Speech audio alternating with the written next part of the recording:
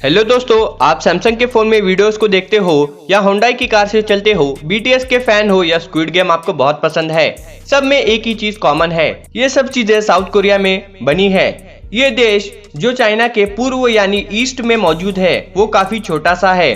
पूरी दुनिया का सबसे विचित्र देशों में से इसका नाम आता है। ये देश इतना ज्यादा अमीर है कि हमारे देश के राज्य उत्तर प्रदेश से दुगना छोटा होने के बावजूद इस देश की जीडीपी दुनिया के 10th नंबर पर आती है।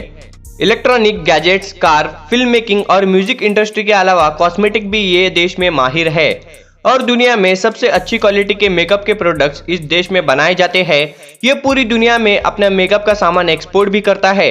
अगर आपसे पूछा जाए कि इंटरनेट दुनिया में सबसे तेज कहाँ चलता है, तो इसका जवाब भी साउथ कोरिया ही होगा, क्योंकि दुनिया में सबसे तेज इंटरनेट स्पीड प्रोवाइड करने वाला साउथ कोरिया एकमात्र ऐसा देश है। पर क्या ये देश हमेशा से ही इतना ज्यादा विकसित था, यानी कि हमेशा से ही इतना ज्यादा डेवलप्ड था? और जवाब है बिल्कुल नहीं। तो चलिए जानते हैं कि कैसे 60 से 70 सालों में ये देश इतना ज्यादा डेवलप्ड कैसे हो गया। इनफैक्ट साउथ कोरिया आज से 60 से 70 साल पहले बहुत ज्यादा पिछड़ा हुआ देश था। इतिहास में ये कई देशों का गुलाम भी रह चुका है। इसके पड़ोसी देश चाइना और जापान की इस पर हुकूमत भी थी। और 1945 में वर्ल्ड वॉर 2 के बाद साउथ कोरिया को जापान से आज़ादी मिली, बल्कि कोरिया को जापान से आज़ादी मिली। और इंडिया पाकिस्तान की तरह ये देश भी आज़ादी के बाद दो भागों में बढ़ गया। एक किम जोंग उन वाला देश जो है नॉर्थ कोरिया, और दूसरा सैमसंग, बीटीएस और होंडाई वाला साउथ कोरिया। दोनों में दुश्मनी भी इंडिया पाकिस्तान के जैसी ही थी और इन दोनों देशों के बॉर्डर भी दुनिया के सबसे खतरनाक बॉर्डर में से एक थे। आजादी और फिर बंटवारे के बाद जो इंडिया पाकिस्तान के साथ हुआ, सेम स्टोरी साउथ कोरिया और नॉर्थ कोरिया के लिए सिविल वॉर भी हुए, बहुत से लोगों की जान भी गई और देश आजादी के पहले जैसा था, जनता की जिंदगी उससे भी ज्यादा खराब हो गई। और साउथ कोरिया में गरीबी का आलम यह था कि लोगों को 2 वक्त की रोटी भी सही से नसीब नहीं हो पा रही थी। हालत इतनी ज्यादा खराब हो गई कि 90% बजट दूसरे देशों से मिल रही मदद थी। इससे यह देश किसी तरह चल पा रहा था। कुछ वक्त के बाद यहाँ पर सख्त मिलिट्री शफल शुरू हुआ और फिर इस देश की जिंदगी बदलना स्टार्ट हो गई।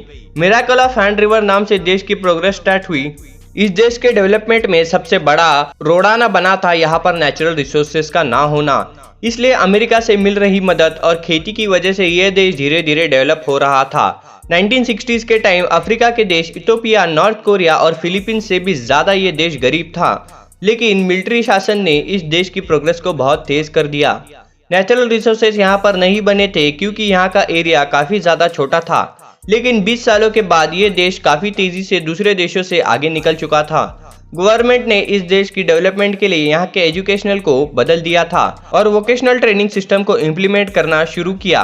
मिलिट्री शफल होने की वजह से कानून बहुत सख्त थे, मतलब 6 से 15 साल के बच्चों के लिए स्कूल अटेंड करना कंपलसरी दिया गया था। यहाँ पर एक और बड़ी पॉलिसी थी जिससे एंट्रेंस एग्जाम देकर अच्छे कॉलेजेस में एडमिशन करवाने वाला सिस्टम को खत्म ही कर दिया था और लॉटरी बेस्ड सिस्टम से गरीब, अमीर और सारे इलाकों के स्टूडेंट्स को भी अच्छे कॉलेजेस में एडमिशन मिलने लगा। हालांकि बहुत से लोगों ने इन कानून का विरोध भी कर रहे थे क्योंकि इससे मेरिट सिस्टम का खात्मा हो जाएगा।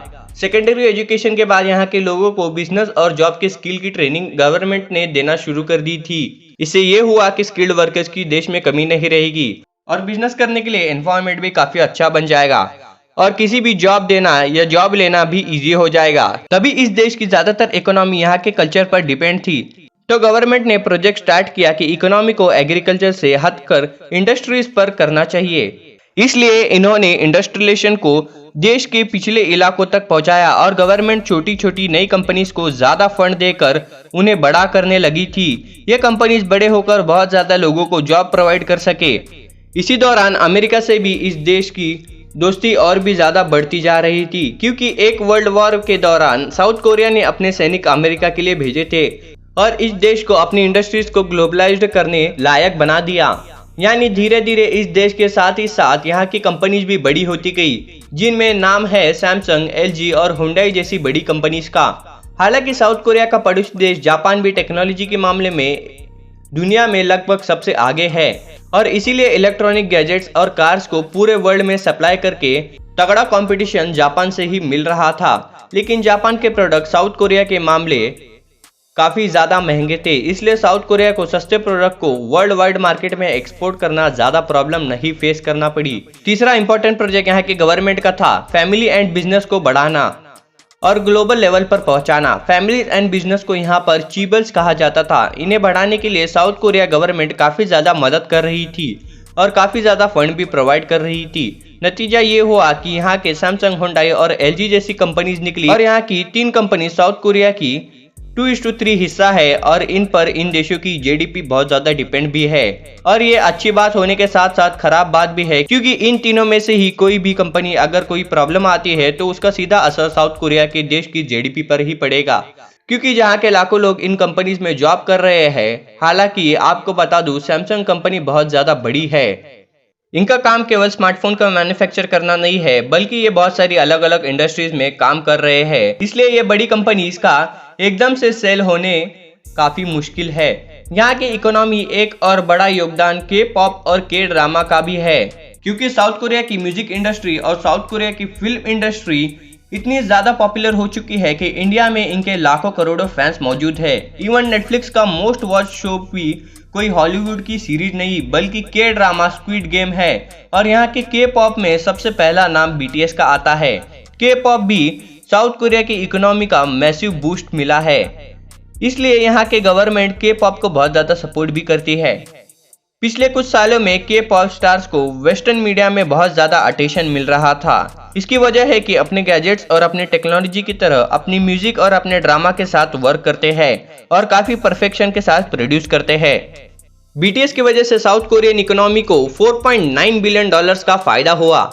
इसे यहाँ के लोग बीटीएस इफेक्ट भी कहते हैं। इससे पहले यूट्यूब पर मोस्ट वॉच्ड वीडियो, जिसे आपने भी शायद देखा हो, गैनम स्टाइल जो सॉन्ग था, ये भी साउथ कोरिया का ही था और इससे भी यहाँ की इकोनॉमी को काफी ज्यादा फायदा हुआ था। दोस्तों, इस तरह से गवर्नमेंट की स्ट्रेटजी और एजुकेशनल रिफॉर्म छोटे बिजनेस को सपोर्ट करते करते देश इतना ज्यादा डेवलप हो गया।